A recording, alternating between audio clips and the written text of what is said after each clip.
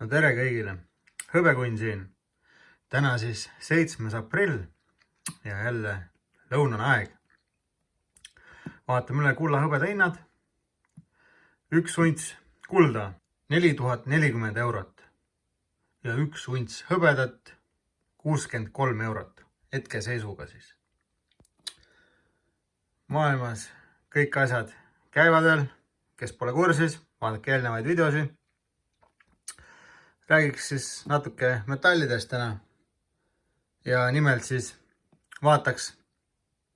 täna räägiksime siis sellisel teemal nagu, et võib-olla mida tasuks inimestel koguda, kui nad elavad siin Eestis. Et mis näiteks kui müntidest rääkida, milliseid münte võiks koguda. Muidugi meil on Eesti mündid, nagu te teate. Kunagi olnud hõbedast 50% hõbeda sisaldusega, 1-kroonine ja 2 2-kroonist. Ehk siis okei, paljud koguvad neid, mul endal on isegi neid. Ja noh, kaua sa ikka neid kogud? Kogu aeg kogud ühte ja sama, okei, no jah, mõistlik, sobib on ju. Aga vaheldust tahaks ikka saada, et need on ainult 3 tükki, kaua sa neid ühte ja sama 3 kogud. Et siis tulevad mängu teiste maade mündid tegelikult. Et tegelikult meil siin Eestis on väga populaarsed alati olnud Ameerika mündid. Ameerika on ju alati populaarne igal pool olnud.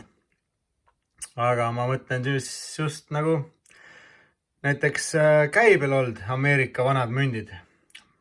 Aga probleem nendega on see, et neid ju väga ei liigu siin. Et muidugi neid on igasugused Morgan dollarid ja $5 dollarid ja taimid vanad, mis neil olid, need sendid siis, ütleme nii eesti keeles.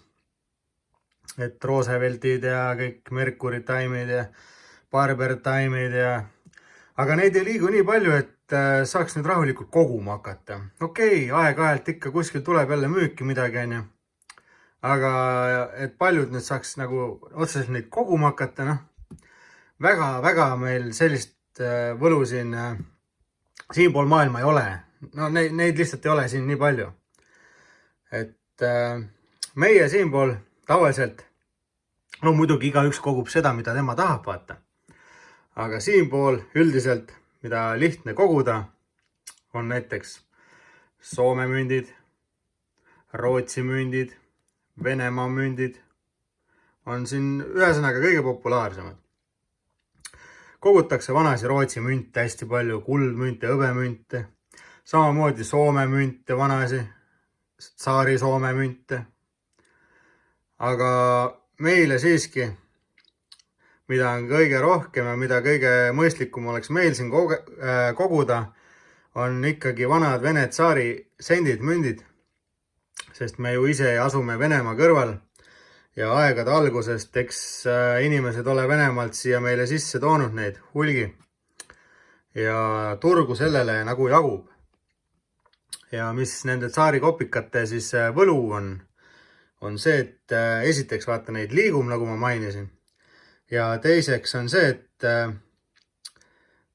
eri aastaid tohutult palju. Et ei, nagu kui võrrelda Eesti müntidega, et ei kogu aeg seda ühte ja sama 1930 aasta 2-kroonist münti.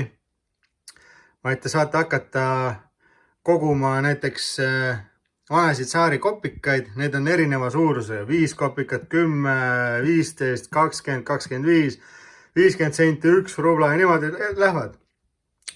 Aga igal sellel põhimõtteliselt kategoorial on juba ütleme mingi 100 erinevat aasta arvu. Et sellepärast on mega hea koguda vanasid tsaari kopikaid, rublasi, kuna sul ei hakka igav. Ja täna ma siis toongi mõned lihtsalt välja, näitan teile natukene, et eks mul endal kah siin natuke kogutud neid. Et mina ise kogun neid ja ma ostan ja müün neid. Et hetkeseisuga, mis mul on siin kodus olemas, alustame vanadest tsaari 5-kopikalistest. Siin on siis vana tsaari 5-kopikaline. See on väga vana. Ütleme mingi 1800, seal mingi 30, 40, 50 peaks olema. Aga selle antud sendi probleem on see, et aastaarv on ära kulunud ja me ei saa mitte kunagi teada, mis aasta ta oli. Ühesõnaga, see selleks. 5 kopkased. Need on siis kopikatest kõige väiksemad. Ja keskmistest kopikatest võib öelda, et sutsu kallimad sammuti. Sest neid liigub esiteks kõige vähem.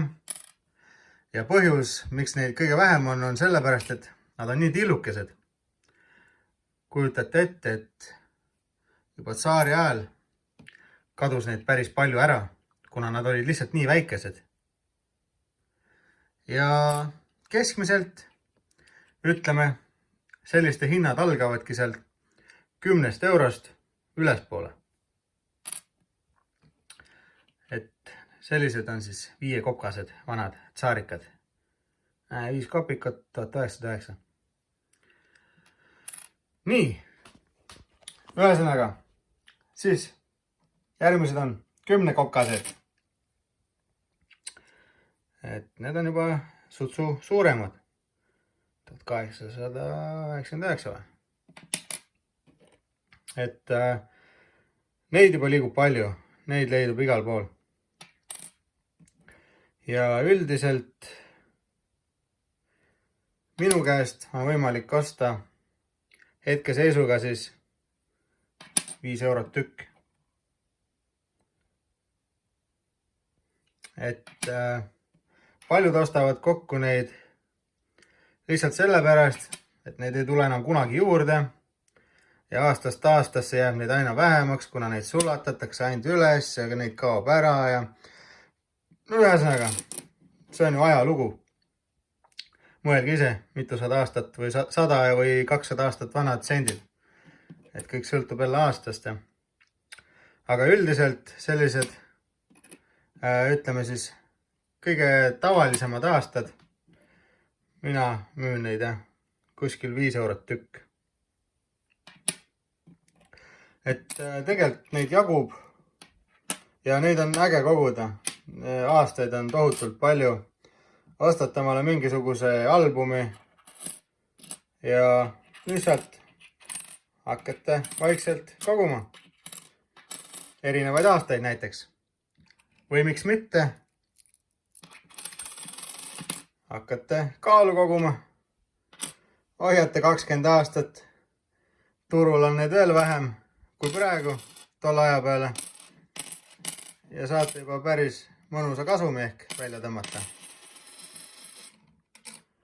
Et nendega on sellised lood, et kollektsionäärid tahavad neid saada. Ja lisaks kollektsionääridele tahavad saada neid ka Seto inimesed, Setomaa inimesed. Teate miks või? Ehk olete näinud Seto kette või olete kuulnud nendest midagi. Et olen ka ise paljudele setodele neid müünud. Ja nendega on selline lugu, et nad ostavad need kokku, saadavad juveliiridele. Ja juveliirid teevad siis kas käekette või kaelakette. Et olete näinud isegi Setomaa inimestel võimsad sellised ketid kaelas, käte küljes. Ja tänapäeval muidugi on ka kette tehtud siin Eesti Vabariigi aegsetest müntidest ja nii edasi, aga põhimõtteliselt kõige populaarsemad on ikkagi vanad tsaari sendid, mündid Seto kettide jaoks. Järgmiseks siis tulevad 15 kopikalised, mis on veelgi natuke suuremad. Et kui Seto kettide tegemiseks läheb, siis mõni tahab saada erinevaid, aga paljud tahavad saada ka samu aastaid. Näiteks kogu kett tulebki 1915 aastat tsaari kopikatest. Võivad olla 20 kopkased, 15, 10, 5, mis iganes, aga näiteks tahab samu aastaid saada. Et inimestel on erinevad maitsed, nagu teate. Ja nii lihtsalt on. 1904, 1993, 1992. No vot, ja läheb muudkui edasi. Aga jah, sellepärast neid ongi võib-olla hea koguda, sest neid on nii palju ja neid on nii palju erinevaid aastaid ja nad on soodsad tegelikult, olgem ausad. Juba tänapäeval 1 vunts hõbedat, kui tahate puhast hõbedat, noh teate isegi. Alates seal, ma ei tea, hetkeseisuga võib-olla, kui jopub, saate 70 euroga kuskilt kätte, no ei pruugi saada. Pigem seal 80, 90, 100 on. Aga 1 sendi saate 5 euroga. Ja seda ei saa küll keegi öelda, et mul nüüd ei ole 5 eurot, et ma saaks kõrvale panna. No kurat, kui sul tõesti nagu raha ei ole, 5 eurot kuus sa leiad ikka, et kõrvale panna. Aasta peale 12 münti osta mulle kokku. No seda ei ole palju, aga samas võta nüüd niimoodi, et 1, 2, 3, 4, 5, 6, 7, 8, 9, 10, 11 ja 12. Selline patakas sul tuleb aastas, kui sa ostaksid iga kuu ainult 1 mündi. Aga nüüd pane 20 aastat sellist patakat juurde, vaatame siis päris hea kogus juba. Aga inimesed tavaliselt ostavad rohkem kui ainult 1 mündi kuus. Mõelge tegelikult, millised võimalused teil on tuleviku investeeringuteks. Ja siis ongi 20 kokased. 1902, 1902, 1901. Et vot nii, ja kõik on järjest suuremaks lähevad, nagu teate. Et jah, ühesõnaga minult neid saab ja kuidas siis saab? Noh, huvi korral ikkagi mul vist on siin kanalil see e-mail kah, see hobekunn, et hotmail.com peaks vist olema. Kogu aeg unustan seal käia, ma vaatan, paljud inimesed on mulle kirjutanud, et näed, selline mure, pereliige suri ära ja oleks vaja münte hinnata, saad ehk abi anda. Olen paarile inimesele isegi andnud, inimene on mulle mündid saatnud, olen üle vaatanud ja öelnud hinnad, mis mina arvan, palju need väärt on. Muidugi ma näen palju vaeva sellega ja et mingi nüüd kõigile tasuta ma siin seda tegema ei hakka, aga kui mõni inimene tõesti, kellel on palju selliseid vanasi münte ja tahab minu hinnangut saada, siis olen nõus selle ette võtma. Et võib-olla suurema huvi korral siis võib-olla teeks isegi video, et inimene saadab mulle mündid, vaatame, mis tal on, anname enda hinnangu, paneme paberile kirja ja saadame tagasi. Et paar korda mul on selliseid pakkumisi tulnud sinna e-maili peale. Ja kogu aeg ma unustan seda e-maili vaadata, aga ma proovin hakata rohkem vaatama, ühesõnaga. Aga kust veel siis nagu võib leida neid, et tegelikult Facebookis on sellised mündigrupid ka. Ühe grupi nimi vist ongi mündid, kui panna lihtsalt otsingusse. Et seal tegeletakse müntidega, ostetakse, müüakse ja ma tihtipeale panen sinna müüki 10 ja 15 kopikate eest ma küsin kõigest 5 eurot tükk. Ja 20 kopikate eest mina küsin 7,50 tükk. Et kui on huvilisi tahtjaid, siis hetkeseisuga selle hinna eest minult saab. Ja kuna ma ütlesin, et praegu on 2026 aasta, aprillikuu, siis hetkel on need hinnad sellised. 5 kopkaseid vahet ei ole, mis aasta on, mina müün 10 euri tükk, sest need on alati kõige vähem ja neid liigub kõige vähem. Aga paljud, ärge nüüd saage valesti aru, on haruldaseid aastaid, on sellised aastaid, mida on väga vähe, et hinnad lähevad 5 eurost kuni mitmete 100 eurodeni välja. Aga sellised tavalised, millest alustatakse, nende hinnad on mul siin olemas, nagu ma teile mainisin. Ja jah, ühesõnaga aeg-ajalt mina panen neid sinna gruppi siis müüki. Muidugi võite e-mailile siis kirja saata, kui huvi, räägime edasi, vaatame. Aga nagu näete, siis mul siin suuremaid enam ei ole 25 kopikalisi ja 50 kopikalisi ja rublaisi ja nii, et tegelikult nende hinnad juba lähevad päris kalliks. Et seal 25 kopikalised juba seal üldiselt, ma ei tea, tänapäeval, mis mina olen näinud, seal 25 eurot pluss lähevad tükk, et jah, ja kujutate ette, seal rublad võivad isegi tuhandetesse minna. Aga mina kogun neid väiksemaid siis 5, 10, 15, 20 kopikat. Et kui huvi on, andke teada. Kui on suurem huvi, võin näidata enda personaalset kollektsiooni ka teile. Ja sellest saame rääkida juba järgmises videos või kunagi hiljem.